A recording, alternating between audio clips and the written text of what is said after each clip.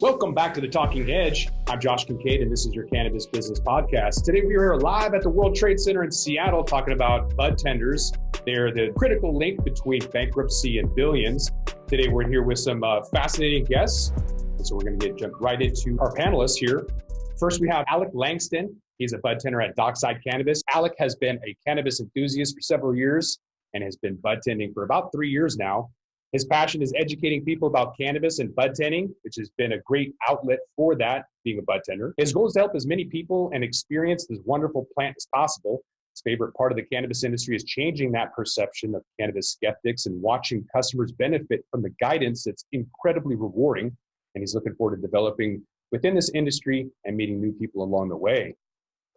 We also have Brian Yeager, CEO of LemonHaze.com. LemonHaze is a cannabis tech platform with a history of presenting industry data and more recently hosting events with a focus on budtenders, which is providing innovative and relevant education, networking opportunities, and business exchanges along with nationally recognized entertainers who have a prominent voice in the normalization and growth of recreational cannabis industry.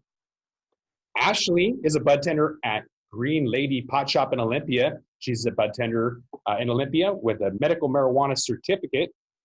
Rebecca Berry is a senior account manager at Wurk. Wurk is an all-in-one workforce management solution for highly regulated markets, including the cannabis industry. They've created an intuitive application to manage payroll, HR, timekeeping, and tax compliance with everything you need to streamline operations, reduce labor costs, and minimize regulatory risk.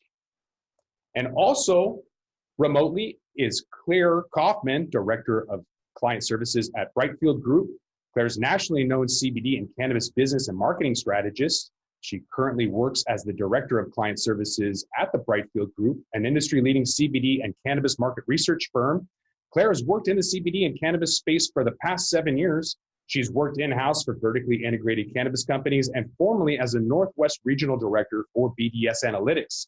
Claire has also recently served on the OLCC, Recreational Marijuana Business Council in Oregon.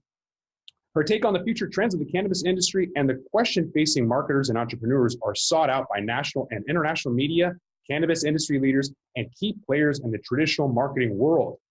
I'd like to thank everybody for being on board and being on the Talking Hedge podcast. Thank you. Thank you. Thank you for having us.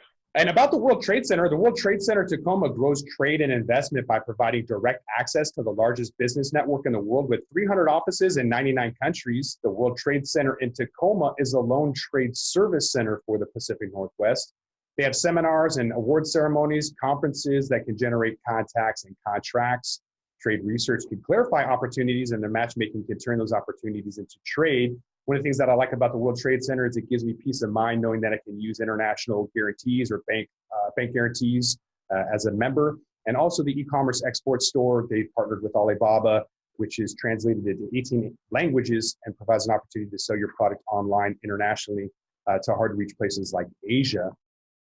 So a budtender's primary goal is pretty much selling the, quote, right strain. And so they need to know their patient's needs. They need to know the cannabinoid and terpene profiles, know their growers and what's on the shelf. And so in terms of knowing like habits to avoid, that's also something that budtenders have to be aware of. And so there's some that lack that knowledge about products. And so I'm curious, Rebecca, what technologies have you seen or what do you guys recommend over there at Wurk to train people to prepare them on how to choose the right products? Yeah, Josh, that's a great question. You know, I think it's challenging because it depends on concept to concept and business owners and how knowledgeable they are on their own product, along with compliance and legislation and, you know, certain amounts that can be sold per customer. What is the best strain? How do they educate their budtenders coming on? And the biggest thing is the compliance piece of understanding that. So, you know, with coming from kind of a non-compliant industry, actually a very non-compliant industry in years past, it's really, there's no good SOP in place. I feel as if we're moving forward, we're trying to get there. So it's really up to each owner operator to provide the right education and really have a good understanding of the products that they're bringing on and a great relationship with the providers of those products, whether it be anything from CBD to tinctures to whatever they may be offering. the onboarding piece is always challenging, where there should truly be a strong recruitment background to understand the background of the applicant and the person you're bringing on board, so that they're educated and able to speak properly to patients and clients. Brilliant. And Alec, do you have any follow-up on how you were trained for your employer on how to recommend or help choose the right strain? So, when I first started Budtender, I did start at Origins Cannabis, and there was a pretty lengthy training process. It was about 2 weeks of training, just going through how the store was organized and what strains were where and how it was divided up. And that was, definitely a long training process. When I started at Dockside, I didn't get that just because I already was kind of trained up and it wasn't really necessary. And it's not only the responsibility of the employer to train their employees. I think it's also the employee's responsibility to train themselves in some fashion. Just because at the end of the day, it's all about a budtender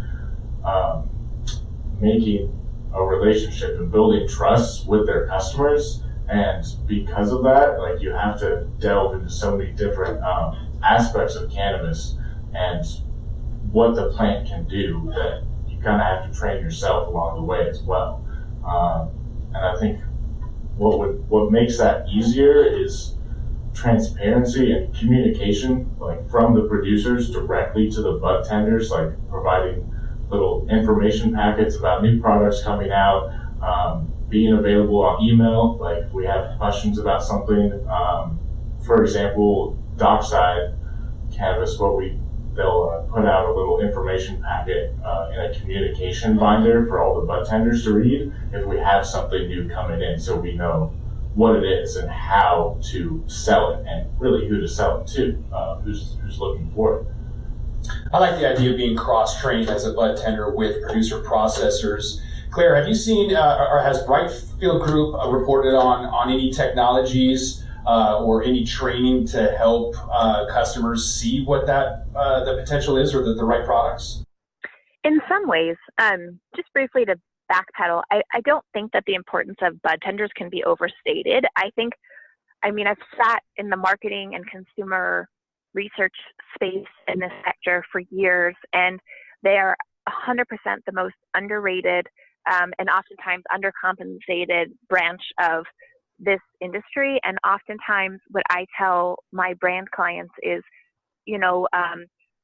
we can try our best to sell your products, but who really sells your products is budtenders. And in no other consumer vertical do you have such an involved relationship with a broker in terms of, it's not like you go into an alcohol, store and have to purchase it all through someone at the counter.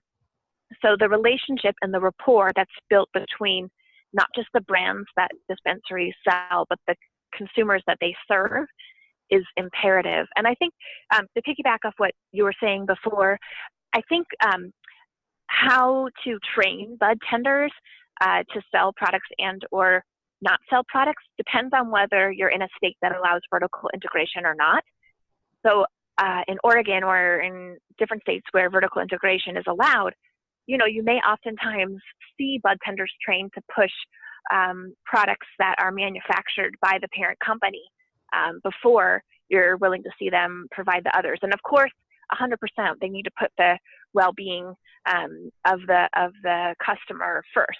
But if there is a product that fulfills that need, sometimes you will see their training incorporate, the connection that they have to different brands. In terms of research, I think that it's an area of the industry that is very devoid of research. And I know that this is one issue we'll be talking about later, but a lot of that, I believe, is a result of turnover and rapid turnover.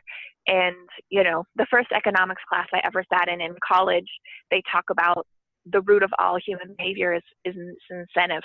So I think, one of the things that budtenders need to do is to be better incentivized to stick around and to have the institutional knowledge that they gain over the years of serving customers to really serve their needs truly and make sure they can be matched with the right products.